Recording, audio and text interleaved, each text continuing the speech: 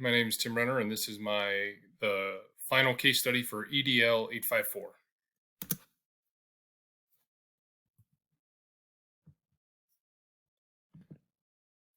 So, just some of the facts of the case.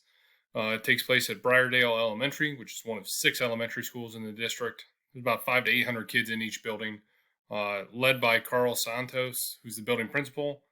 Mr. Barley is the parent president for that elementary building, and Mr. Morley is another minor character in the case study, who is the parent president in a different elementary building. So the district's curriculum focuses on the necessary skills, so the main course subjects, and then the parents often fundraise to supplement that curriculum. After funds are raised, parents will then hand that money over to the principal, who will put it in a supplementary curriculum account, and then they recommend programs to the principal, who then in turn sends them over to the school site curriculum committee. A little more details on it. Mr. Barley and Mr. Morley are old fraternity brothers. They're very competitive with one another, and so they kind of take this fundraising to that next level. So Mr. Barley comes up with this idea on ways he can sell raffle tickets, from a way that he raised a lot of money at a fraternity fundraiser back in college, where he will sell raffle tickets in exchange for cash prizes. The event takes place at Briardale Elementary, where Mr. Barley, Mr. Santos, and members of the community are all in attendance. While there was an anonymous tip placed where the sheriff then showed up, removed and booked Mr. Barley. Mr. Barley received probation and had a misdemeanor, pled guilty to a misdemeanor, and the Briarwood Foundation of Parents was very embarrassed. So just a couple of the legal and ethical issues. This can be seen as an illegal form of gambling, where people are winning prize money at a charity event that's supposed to help fund schools. So there's a lot of cash exchanging hands and very minimal regulation by school personnel.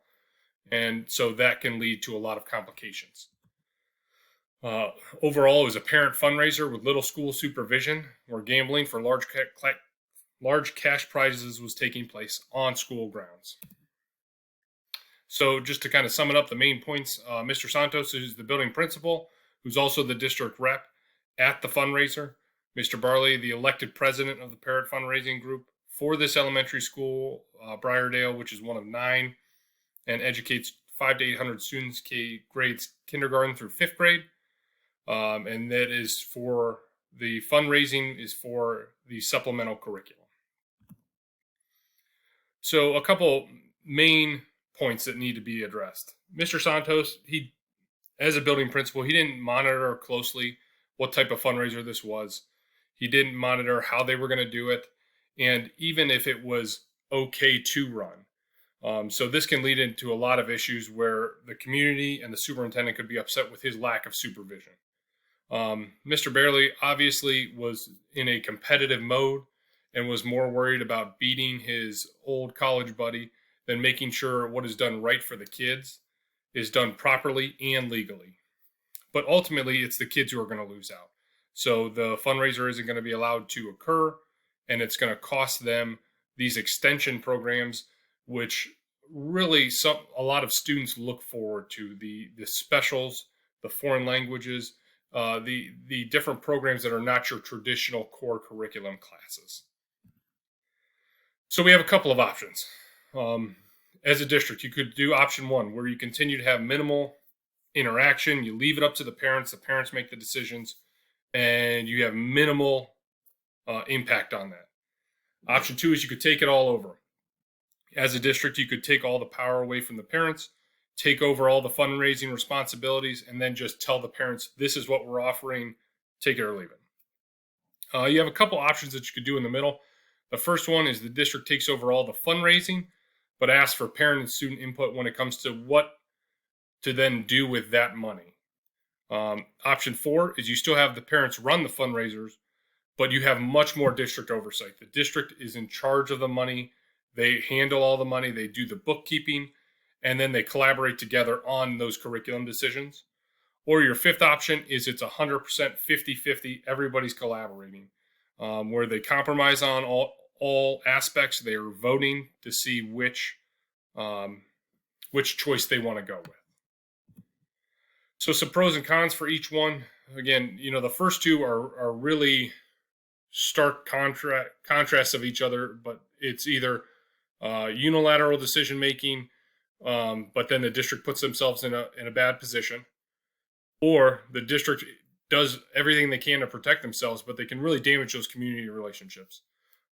Your in between options, option three, the district protects itself and they work with what they have, but parents might not feel like they have enough say. Option four, it protects both parties.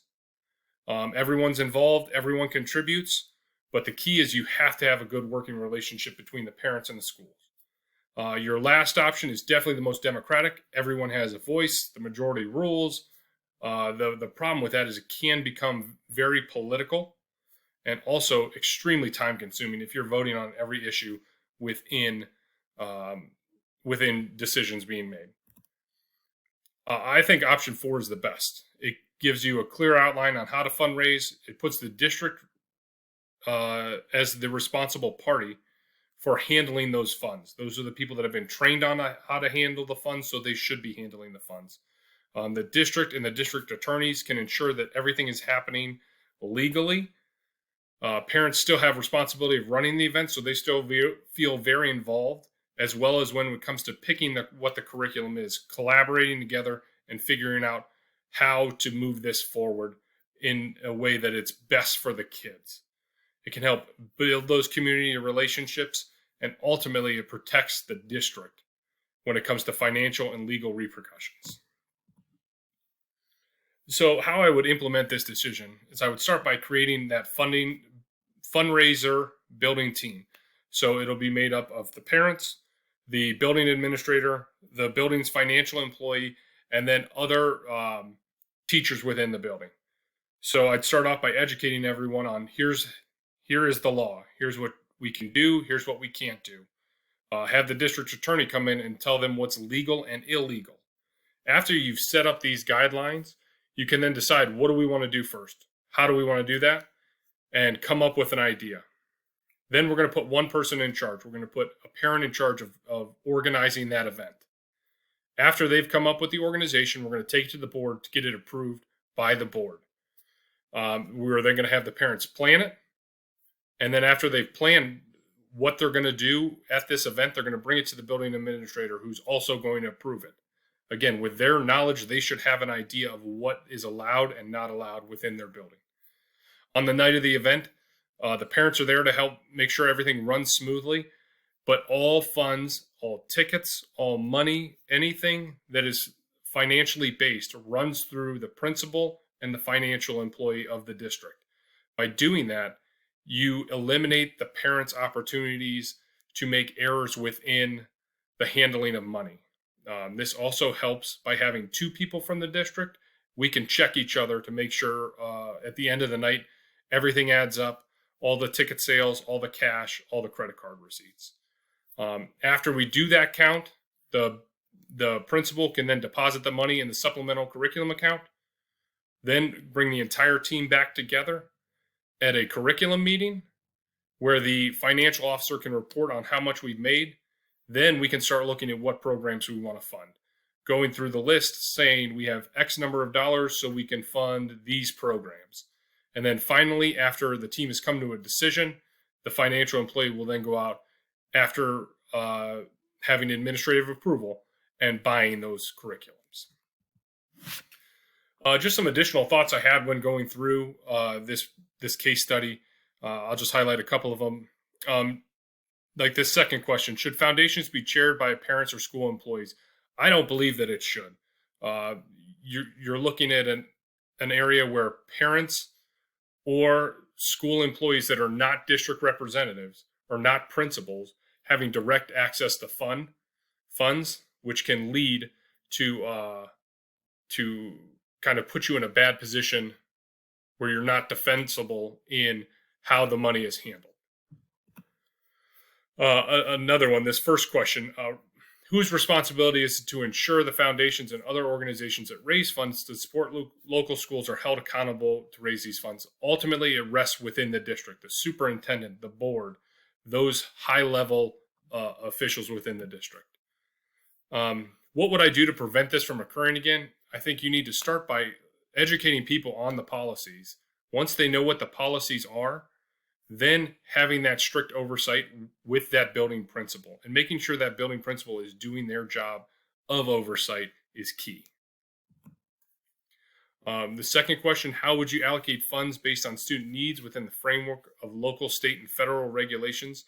Again, the biggest thing we need to worry about is how do we meet as many students' individualized needs as possible, making sure that we're allowing for the most growth, not only academically, but emotionally for these students. How would you develop and monitor a collaborative budget process? Again, I think it needs to be start with having a clear idea of what we need to do and how we can work together.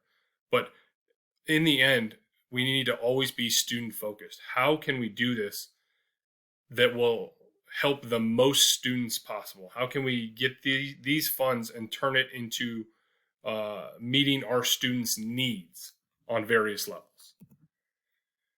And then finally, what strategies should a school leader use when faced with budget cuts? And again, I think the first thing you need to do is figure out, is there a way you can move money around? Is there different areas where you can disperse funds and still meet at least some of each student and staff's needs while still making those necessary cuts? And I would like to thank you, and that is it.